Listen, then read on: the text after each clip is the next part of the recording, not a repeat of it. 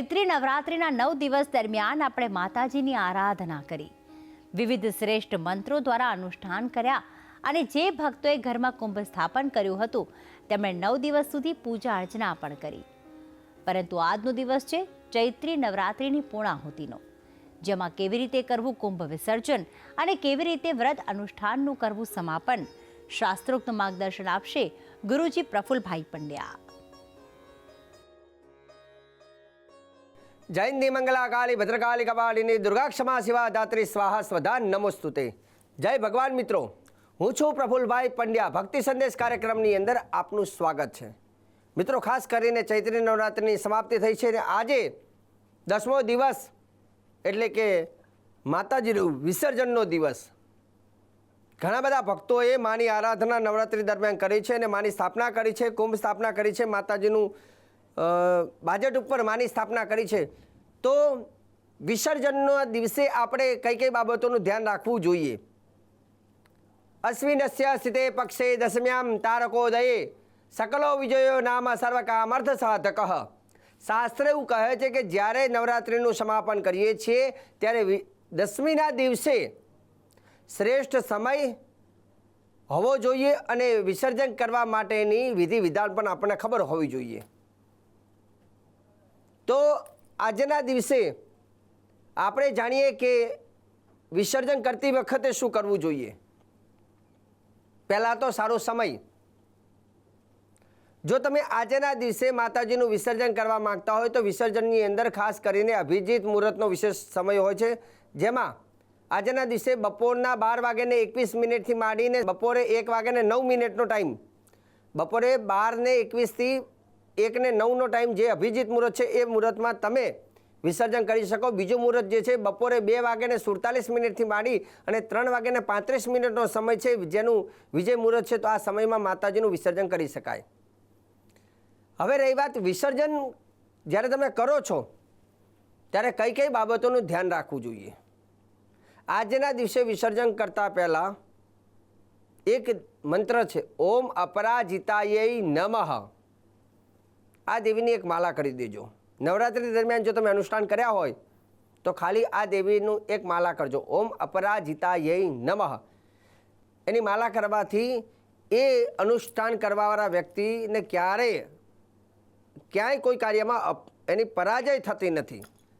અપરાજિતાય નમઃ દેવી એ સતત વિજયની પ્રાપ્તિ કરાવે છે.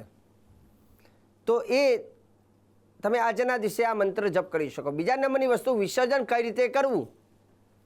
તમે જો મા ભગવતીની કુંભ સ્થાપન વિધિ કરી હોય અથવા માતાજીની સ્થાપના કરી હોય તો તમારે થોડા ચોખા લેવાના છે, કંકુવાળા કરવાના છે. હાથમાં 2 હાથમાં પકડી અને માની ઉપર બાજટ ઉપર અને જે કુંભ ઉપર તમારે આ રીતે વેરવાના છે, મતલબ પધરાવવાના છે. અને પધરાવતી વખતે વિસર્જનનો મંત્ર જે છે એ તમે લખી લેજો, કેમ કે આ મંત્ર તમને બધી જગ્યા ઉપર જરૂર પડશે. અને આ શ્લોક બોલીને તમે જ્યારે એ વસ્તુ ઉપર, એ મૂર્તિ ઉપર ત્યારે પધરાવો છો ત્યારે એનું સમાપન થાય છે. એમાં જે દેવતત્વ હોય એ બધું એ બ્રહ્માંડમાં ચાલ્યું જાય છે. પણ આ શ્લોક તમે લખી લેજો. ગચ્છ ગચ્છ, ગચ્છ ગચ્છ 2 વાર આવશે. ગચ્છ ગચ્છ સુરશ્રેષ્ઠ સ્વસ્થાને પરમેશ્વર યત્ર બ્રહ્મા દ્વયો દેવા તત્ર ગચ્છ હુતાસન. આ શ્લોક બોલવાનો છે. ફરીથી કહી દઉં બીજી વાર. ગચ્છ ગચ્છ સુરશ્રેષ્ઠ સ્વસ્થાને પરમેશ્વર યત્ર બ્રહ્માદ્વયો દેવા તત્ર ગચ્છ હુતાસન. આ શ્લોક બોલવાથી તમે ચોખા બધાવો છો, એમાં જે કંઈ દેવ તત્વ હોય એ બધું દેવ તત્વ એ સ્વર્ગમાં જાય છે અને ત્યાર પછી આપણે બધી વસ્તુનું વિસર્જન કરીએ છીએ. હવે ઘણાને પ્રશ્ન થાય કે શાસ્ત્રીજી, હવે અમારે આ બધી વસ્તુનું કરવું શું? કેમ કે સ્થાપના કરવી એ તો ખબર પડી, પણ વિસર્જનમાં કેમ કે નવરાત્રિ દરમિયાન માતાજીને ફૂલ ચડાયા હોય, ચોખા ચડાયા હોય, માતાજીનો હવન કર્યો હોય, કલશની ઉપર શ્રીફળની સ્થાપના કરી હોય, કલશમાં પાણી પધરાવ્યું હોય, કલશમાં રૂપિયો 1.25 પધરાવ્યું, તો આ બધું કરવું શું? તો દરેક વસ્તુની જાણકારી પણ આપણને હોવી જોઈએ. અને હંમેશા હું ભક્તિ સંદેશ કાર્યક્રમમાં એ જ વાત કરું છું જે લોકો માટે બધી ઉપયોગી છે. નાનામાં નાની વસ્તુ હોય પણ એ ઉપયોગી હોય છે. તો પહેલી વાત કહી દઉં કે વિસર્જન કર્યા બાદ કલશથી શરૂઆત કરી. જે તાંબાના કલશની અંદર પાન મૂકીને તમે શ્રીફળ મૂક્યું હોય તો પહેલું તો શ્રીફળને છોલી અને માતાજીની જોડે વધેરી દો. બીજો પોઈન્ટ, એ કલશની અંદર જો તમે સવા રૂપિયો અથવા સોપારી મૂકી હોય તો એને તમારે લેવાની છે. એની ઉપર કંકુનો ચાંદલો કરી અને લાલ રંગના કપડામાં બાંધી અને તમારી તિજોરીમાં મૂકી દો. એનેથી આગળ જે કલશમાં પાણી હોય એમાં ઉપર જે પાન મૂકેલા હોય એ પાન દ્વારા એ પાણીનો છંટકાર આખા ઘરમાં કરી દો. કેમ કે જ્યાં જ્યાં દેવીનું જળનો છંટકાર થાય છે ત્યાં વાતાવરણ શુદ્ધ બને છે, જગ્યા પોઝિટિવ બને છે. બીજું કે કોઈ તમારો વ્યવસાય હોય એ જગ્યા આપણને ખરાબ લાગતી હોય, નેગેટિવ ઉર્જા લાગતી હોય તો ત્યાં જઈને પાણીનો છંટકાર કરો. કેમ કે દેવીનું આ પવિત્ર જલ એ છંટકાર કરવાથી જગ્યા શુદ્ધ બને છે. બરાબર? તો અહીંયા હવે તમારી પાસે જો માટીની માટલી હોય તો એ માટીની માટલીને શું કરવું? તો એ માટલીને જો તાંબાનો કલશ હોય તો એનો ઉપયોગ તમે ઘરમાં કરી શકો. અને માટીની કોઈ માટલી હોય તો એને શુદ્ધ કરીને તમારે શુદ્ધ કરીને કોઈ ગરીબ હોય એને તમે દાન કરી શકો છો, જલમાં એનું વિસર્જન કરી શકો છો, અથવા એને શુદ્ધ કરીને તમે આવતા વર્ષ માટે પણ એને ક્યાંક સારી જગ્યાએ મૂકી શકો છો. અથવા એનાથી વિશેષ કરવું હોય તો એની અંદર કોઈ છોડ વાવી, તુલસીનો ક્યારો વાવી અને એને તમે તમારા ઘરની આજુબાજુમાં રાખી શકો છો. હવે એનાથી આગળ વાત કરીએ કે હવન તમે કર્યો હોય તો હવનની ભસ્મનું શું કરવું?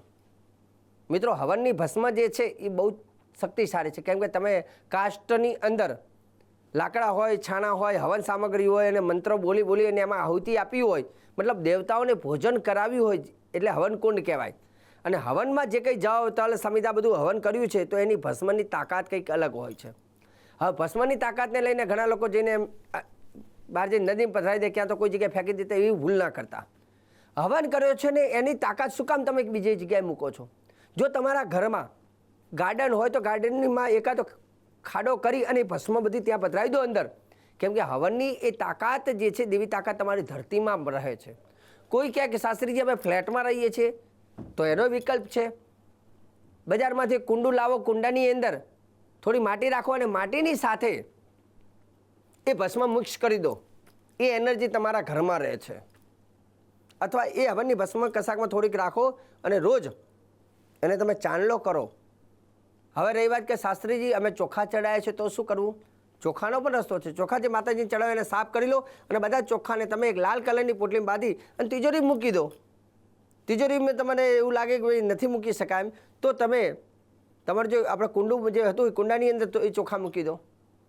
તિજોરીમાં મૂકવાથી ધનની વૃદ્ધિ થાય છે અને કુંડામાં મૂકવાથી એ ઘરની ઉર્જાઓ સારી બને છે. સાથે સાથે આપણને એવું લાગે કે ભાઈ આપણે પુષ્પ માતાજીને ચડાવે છે, પુષ્પ શું, પુષ્પ પાણીમાં પણ વિસર્જન કરી શકાય. ચલો આપણને એવું લાગે કે પાણીમાં વિસર્જન નથી કરતો, બીજો વિકલ્પ પીપળાનું જે ઝાડ હોય, પીપળના વૃક્ષ નીચે ખાડો કરીને તમે એમાં મૂકી શકો. એમાં ચલો વિકલ્પ નથી તો મેં કહ્યું તે પ્રમાણે ઘરની આજુબાજુ જે કુંડું હોય એ કુંડાની અંદર એ ફૂલની જે પાંખડીઓ છે એને તમારા કુંડાની અંદર મૂકી દો. તો માતાજીને ચડાવેલી તમામ વસ્તુનું એક મહત્ત્વ છે. બીજી વાત કે જ્યારે વિસર્જન કરતા હોય ત્યારે સાવરણીનો ઉપયોગ નહીં કરતા, કપડું લેવાનું, કપડાથી એ બધી વસ્તુ એકત્ર કરવી. કેમ કે જે સાવરણીથી આપણે ઘરનો રોજ કચરો સાફ કરતા હોય, આ કંઈ કચરો નથી. આ માતાજીને ચડાવેલી એક એક વસ્તુની અંદર એની તાકાત હોય છે. તો કપડાથી લઈ લેવું, કોઈનો પગ ના આવે એ બાબતનું ધ્યાન રાખવું અને બધી વસ્તુને એકત્ર કરી અને યોગ્ય દિશા જે જગ્યાએ મેં કહ્યું તે યોગ્ય સ્થાન ઉપર એનું પ્રોપર રીતે જો એનું વિસર્જન કરો છો તો યજ્ઞનું ફળ પણ મળે છે. અને હંમેશા અમે કહીએ છીએ કે તમારા મનમાં જ્યારે આવા પ્રશ્નો ઉદ્ભવી થાય જેમાં તમને ખબર ના પડે તો તમે ચોક્કસ અમને ફોન કરી શકો છો, જેથી તમારા મનના પ્રશ્નને લઈને અમે એપિસોડ બનાવી અને આ કાર્યક્રમની અંદર દર્શાવીશું, જેથી હજારો લોકોને લાભ થાય છે. મને આપી દો હવે તમે રજા. જય ભગવાન.